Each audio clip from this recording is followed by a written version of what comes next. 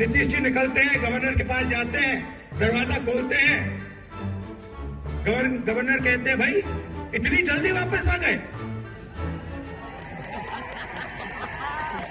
कि जो रीढ़ विहीन आदमी था, जो मोदी के फांसीवाद से नहीं लड़ सकता था, डर गया, वो आज हमारे लाइन से बाहर है। वो क्यों इतना पलट रहे हैं, किस बात का डर लगा हुआ है?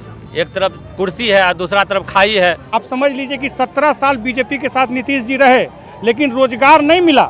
लेकिन आज आप देखिए कि 1.5 साल ये सरकार चली है, जिसमें लेफ्ट भी था, और 4 लाख से ज्यादा नौजवानों को रोजगार मिला। और हिंदुस्तान में तभी देख ही रहे हैं कि एक दो तरह के धाराएं बढ़ रही हैं, तो लोग को जो है सांप्रदायिकता से कितना दिन लोगों को फायदा होगा?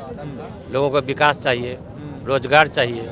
आप लोग अपना कुनबा नहीं संभाल पा रहे हैं। नीतीश जी को लाए थे कैसे कैसे, इंडिया गठबंधन का पहला बैठक भी किए, सूत्रधार बनाया, फिर नीतीश जी के साथ क्या मजबूरी हुई? एक तरफ कुर्सी है और दूसरा तरफ खाई है। अब नीतीश जी जाने, अब खाई को नहीं पसंद किए, कुर्सी को पसंद किए, तो ये नीतीश कुमार जाने, उनका हाल जाने। वो क्यों इतना पलट रहे हैं, किस बात का डर लगा हुआ है, वो जानेंगे। और आज के डेट में महागठबंधन का बिहार में जो है, देखिए जो हल्ला हो रहा था कि कांग्रेस का विधायक टूट जाएगा, लेकिन एक भी विधायक नहीं टूटा। और आज के डेट में जो लोग महसूस कर रहे हैं कि बिहार की जनता को जो है, जिस दिन से मुख्यमंत्री नीतीश कुमार जो है तेजस्वी यादव को साथ छोड़े हैं, उस दिन से कहीं न कहीं बहुत ज़्यादा लोगों को, बिहार के जनता को तेजस्वी के साथ जो है हमदर्दी बढ़ा है। और आने वाला दिन में तेजस्वी अकेले मैंडेट के साथ मुख्यमंत्री बनेगा और बिहार का भविष्य उज्जवल होगा। ठीक है।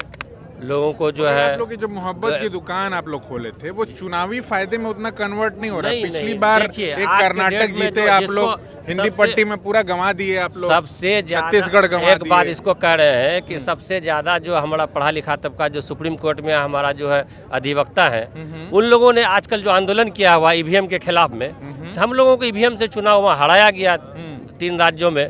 जो सभी लोग, जहाँ पर आपके तरह लोग जा रहे थे, 80% लोग कह रहे थे कि हम लोग जो है बीजेपी के खिलाफ हैं, क्योंकि बीजेपी के राज में हम लोगों के साथ बिल्कुल ही सिर्फ जो है धर्म लेकर के राजनीति होता है, न विकास होता है, न कुछ होता है। सब लोग खिलाफ बोल रहे थे, लेकिन जहाँ रिजल्ट होता है वहाँ सबको अंदाज हो गया कि ये ईवीएम के खेला से ये 3 राज्यों में सरकार बनाया है। हाल फिलहाल देखिए, नीतीश जी पर हम लोगों ने भरोसा किया, लेकिन नीतीश जी चले गए, और हम समझते हैं कि एक तरह से ये अच्छा ही हुआ कि रीढ़ विहीन आदमी जो है, जो आज भाजपा जिस तरीके से संविधान पर, लोकतंत्र पर हमला कर रही है, फांसीवादी हुकूमत देश में चल रहा है, और वहाँ पर रीढ़ विहीन व्यक्ति अगर पहले ही इस इंडिया अलायंस से निकल गए, तो हम समझते हैं कि इंडिया अलायंस के लिए अच्छा है।